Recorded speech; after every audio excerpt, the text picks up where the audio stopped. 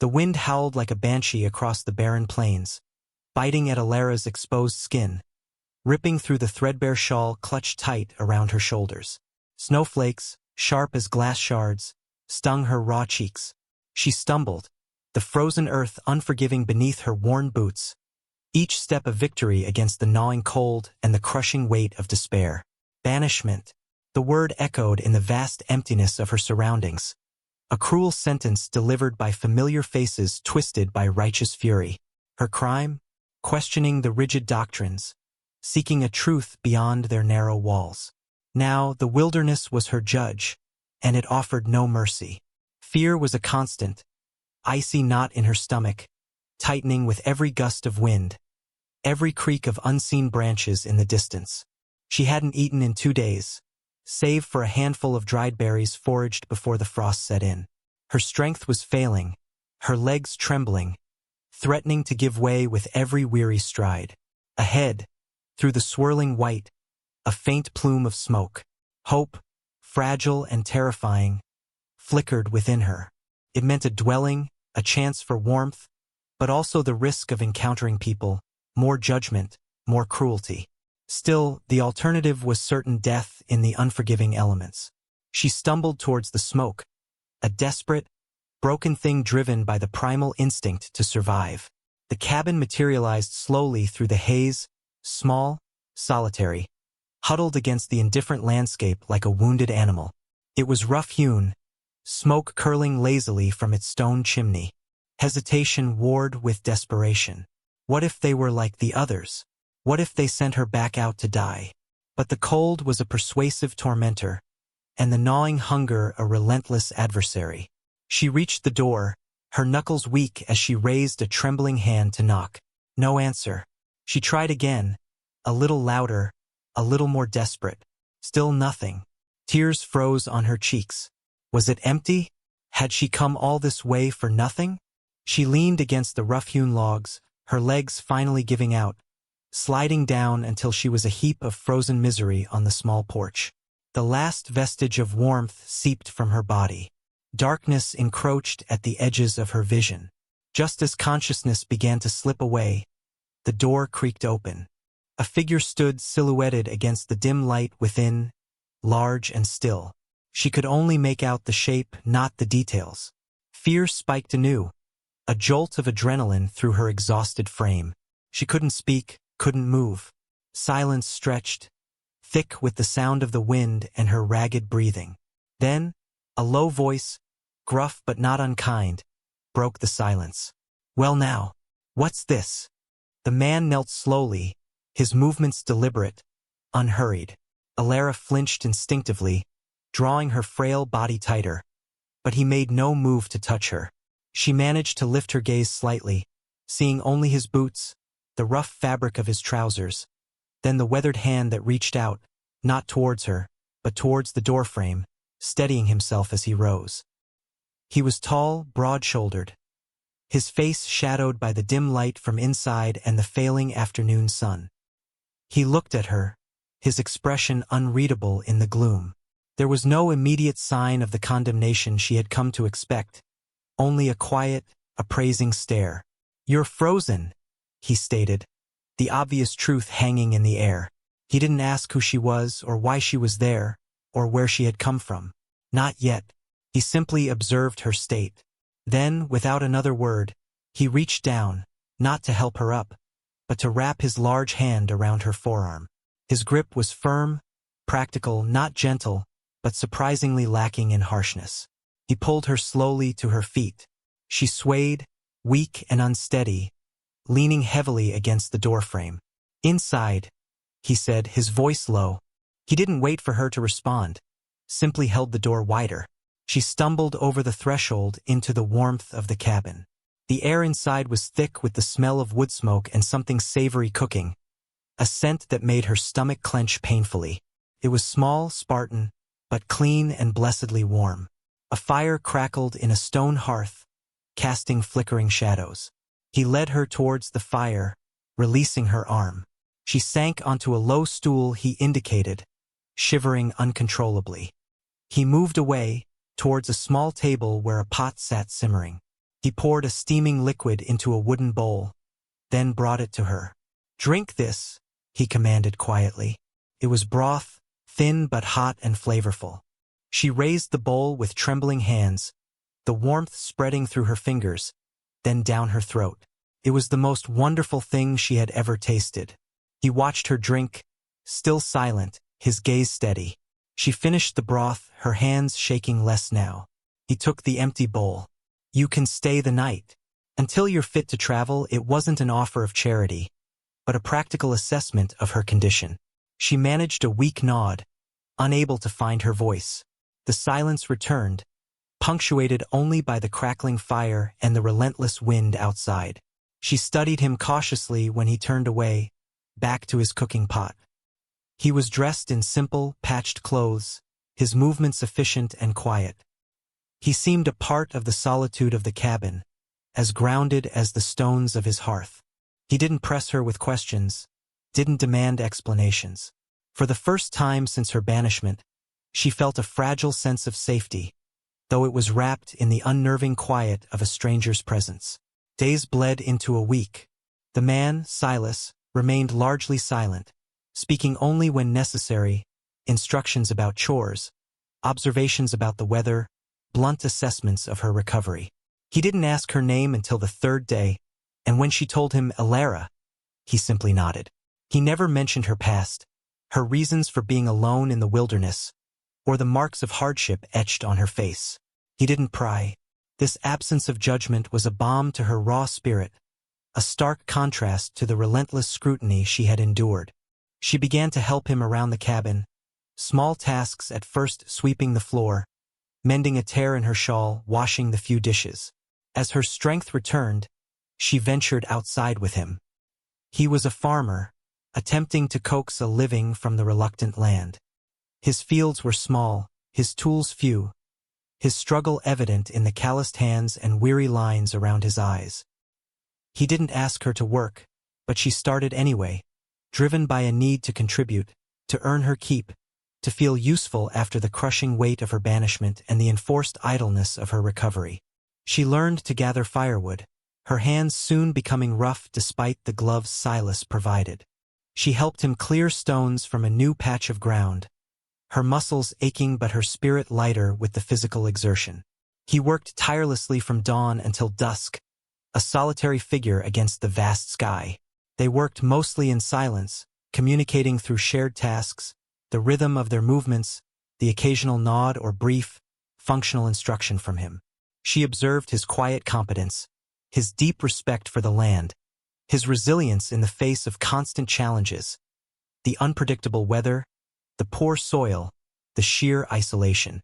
He was not a man of words, but his actions spoke volumes.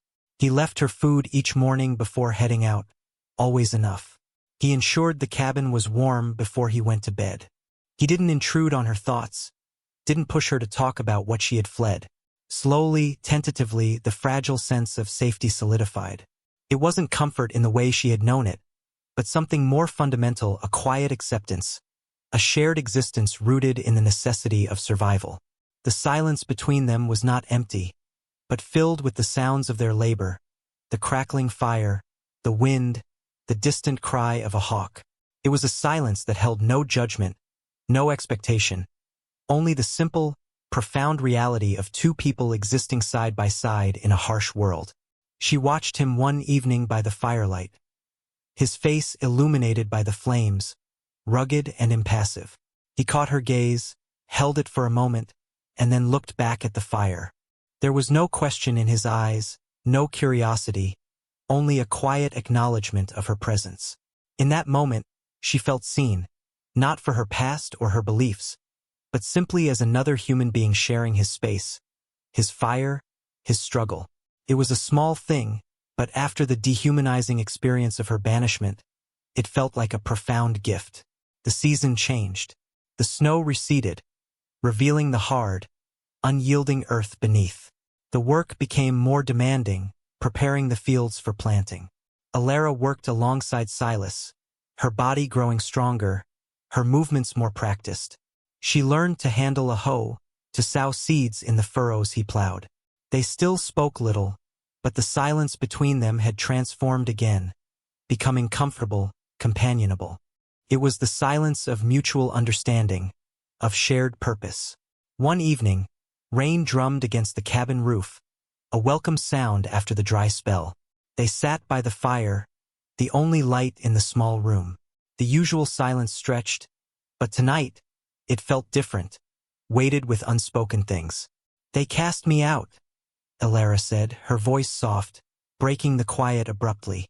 Silas didn't look at her immediately, his gaze fixed on the flames. He waited. "For heresy?" she continued, the word still carrying a sting of fear, of shame. "For asking questions. For reading books they forbade." She spoke haltingly at first, then with a quiet urgency, the story spilling out the rigid rules, the fear of difference, the swift, brutal judgment.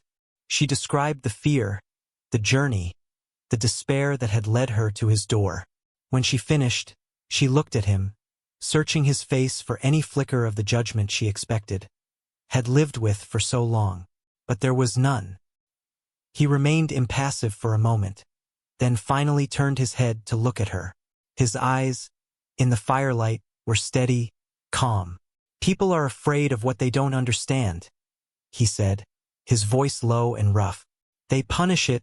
It wasn't a condemnation of her, but a simple statement about the nature of the world he seemed to know intimately. He didn't offer platitudes or express pity. His quiet understanding was more valuable than any words of comfort. He told her, briefly, about himself, his own reasons for seeking solitude, a quiet life away from the judgment of others. Not for heresy, but for a different kind of difference, a reluctance to conform to expectations he found suffocating. Their shared status as outsiders, though for different reasons, forged a new link between them. A fragile trust had grown into something deeper, a bond formed not from shared joy, but from shared hardship and a mutual respect for each other's quiet resilience. They were two solitary souls who had found an unexpected harbor in each other's company.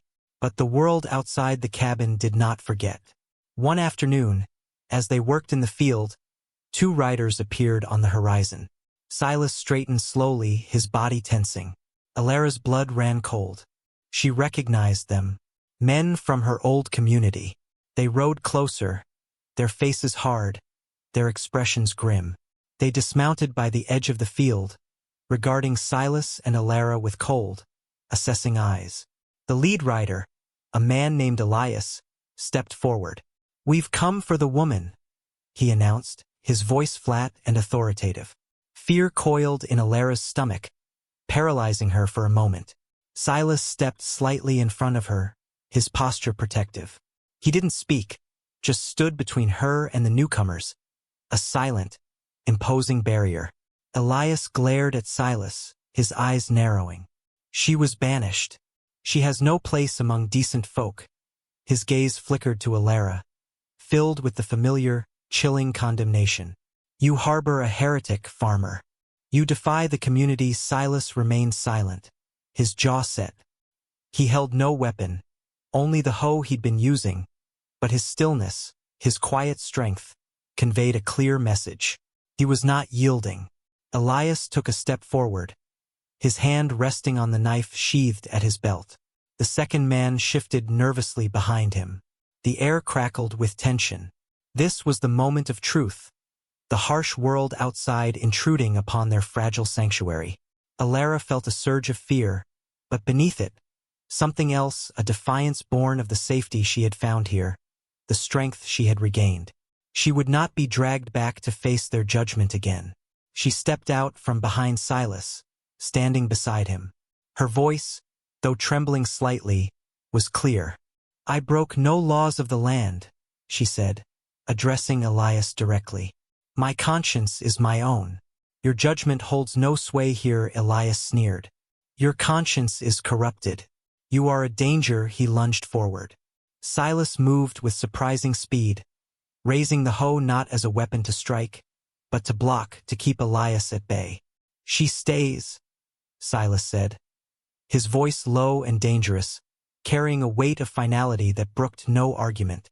The confrontation was not a violent brawl, but a tense standoff, a clash of wills and ways of life. Elias hesitated, clearly not expecting Silas's quiet, unwavering resistance. He looked at Alara, standing tall beside the farmer, no longer the broken, terrified woman who had collapsed on Silas's porch. He saw not a cowering heretic, but a woman who had found a different kind of strength. He saw the silent, formidable man who stood beside her. The odds were 2 against 1, but Silas's quiet determination and Alara's unexpected defiance created a formidable presence. Elias wavered, his eyes darting between Silas and Alara. He clearly hadn't anticipated a fight, only the easy retrieval of a banished soul. After a tense moment that stretched into an eternity, Elias lowered his hand from his knife. He exchanged a look with his companion, a look of frustrated defeat. "This isn't over," Elias spat, his voice laced with venom. "You can't hide forever." He turned abruptly and walked back to his horse. The 2 men mounted and rode away, disappearing back the way they came, leaving only the scent of their hostility lingering in the air. Alara let out a breath she hadn't realized she was holding. Her legs felt weak again, but her spirit soared. They hadn't taken her. Silas had stood with her. He turned to her, his expression softening slightly. "They won't bother us again," he said, not with arrogance but quiet certainty. The threat had been faced, and their bond had been tested and held firm. The confrontation solidified their connection in a way words never could have. It was a shared victory, a declaration of their quiet independence. In the aftermath of the confrontation, a new quiet settled over the cabin and fields. It was a quiet deepened by shared understanding and tested resolve. The threat had passed, but the memory lingered, a stark reminder of the world they had left behind and the sanctuary they had forged together. Alara looked at Silas, the man who had found her broken and freezing, and without a word, offered her warmth and a place to simply be. He hadn't saved her in a grand, dramatic gesture, but through steady, unwavering action, through quiet protection and the simple dignity of shared existence. She had come seeking refuge, a temporary escape from the harsh judgment of others, but she had found something unexpected and profound, a place where she was not defined by what she was not, but accepted for who she was becoming. Her banishment, meant to isolate and break her, had instead led her to a different path, a different kind of belonging. Working the land with Silas, feeling the earth in her hands, seeing the first tentative shoots of green emerge from the soil, she felt a connection not to rigid dogma, but to the cyclical, enduring life of the natural world. She was battered, yes, but she was also resilient. The fear had not vanished entirely, but it no longer held dominion over her. It was replaced by a quiet determination, a fierce protectiveness for the life she was building here, for the silent man who stood beside her. Their relationship remained largely unspoken, built on shared labor, mutual respect, and a deep, abiding understanding that transcended the need for declarations. Love, perhaps, was too small a word, too burdened by expectation.